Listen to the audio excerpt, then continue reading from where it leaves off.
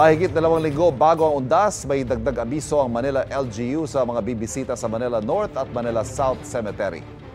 Bukas sa publiko ang dalawang malalaking sementeryo mula October 30 hanggang November 3. Bawal pumasok doon ang mga sasakyan. Bawal din ang mga vendor sa loob. Ang mga bata isasama sa loob ng Manila North at Manila South Cemetery dapat may tag mula sa Manila Department of Social Welfare. Sa ganitong paraan, mas madaling mahanap ang magulang kapag nawala ang bata. At pagbabawalan din daw ng Manila LGU ang sinumang political group o individual na magsagawa ng aktibidad sa dalawang sementeryo. Simula naman October 27, magkakaroon na ng skeletal force ang Manila Police District sa mga sementeryo. Mag-aalok din ng libreng sakay sa e-trike para sa mga buntis, senior citizen at PWD na bibisita.